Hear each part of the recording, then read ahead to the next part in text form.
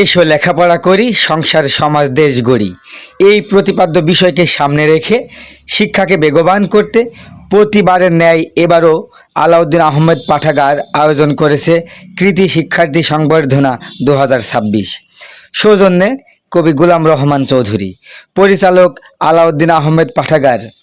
উক্ত অনুষ্ঠানে প্রধান অতিথি হিসাবে ছিলেন জনাব ওমর আলী মাস্টার। সভাপতিত্ব করেন কবি গোলাম রহমান চৌধুরী। উপস্থাপনায় ছিলেন কবি এম সিদ্দিকুর রহমান। উক্ত অনুষ্ঠানকে প্রাণবন্ত করতে আরও যেসব গুণীজন উপস্থিত ছিলেন: রাকিবুল হাসান, আসিফ ইকবাল, ডাক্তার রেজা বাবু, জাকারিয়া, মুন্নাফ আলী, কবি আলতাফ হোসেন, কবি হামিদুর রহমান মজুমদার সহ নাম না জানা অসংখ্য গুণীজন উপস্থিত ছিলেন।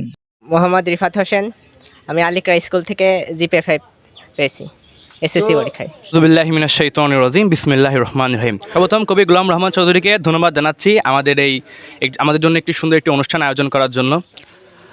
আমার নাম মোহাম্মদ আবদুল্লাহ বিন ওমর। আমি আলিকরা স্কুল থেকে এবার এসএসসি পরীক্ষা দিয়ে পাশ করেছি। আর ভবিষ্যতে আমার লক্ষ্য স্থির করা আছে, সেটা আমি বলবো না। এখন যতই বলি কম হয়ে যাবে, কারণ আমি ঠিক যখন ছোটোকাল থেকে আমি তার কাছ থেকে অনেক পুরস্কার নিয়ে আসছি। তার কাছে আমার অনেক কৃতজ্ঞ যে আমাদের জন্য এত সুন্দর অনুষ্ঠান আয়োজন করার জন্য। এটা নতুন কিছু নয়, বরং আমরা একটা উদাহরণ। তার এতদিনের কাজে আমরা ছোট্ট একটা উদাহরণ। তাকে আমরা আন্তরিকভাবে আমার পক্ষ থেকে ধন্যবাদ। ঠিক আছে। আমরা দীর্ঘ সময় ধরে, আমি 28 বছর ধরে এই আয়োজন করে থাকি ক্ষুদ্র পরিসরে। গোলাম মোস্তফা হাসান 2003 সালে সারা বাংলাদেশের সর্বোচ্চ নাম্বার পেয়েছিলেন মানবিক শাখায় 2003 সালে। সেই মানুষটিকেও আমরা সংবর্ধনা দিয়েছিলাম। সে আমাদের এখানে নিয়ে এসেছিল। আমরা এইভাবে মনে হয় কত ছাত্র পুরস্কৃত করেছি আমার মনে নেই। আর 1, 2, 3, 4, 5 তো দিয়েই থাকি। আমরা 1998 সাল থেকে আমরা এই কাজ শুরু করেছি। আলাউদ্দিন আহমেদ পাঠাগারের মাধ্যমে দীর্ঘ সময় ধরে আমরা এই কাজটা অব্যাহত রেখেছি। আমরা শুধু এসএসসিদের নয়, যত জাতীয় পর্ব, জাতীয় অনুষ্ঠান, শিক্ষাবৃত্তি, আমরা ছাত্রছাত্রীদের ক্রীড়া, ছবি আঁকা, কবিতা পাঠ লেগেই থাকি। আমাদের 31শে জুলাই চলে গেল আমাদের 28 বছর পূর্তি, সেটা আমাদের গ্রামে ছিল। তো সব মিলে যারা এসএসসি পাস করেছেন, আপনাদের জন্য দোয়া। আপনারা ভালো করে লেখাপড়া করবেন।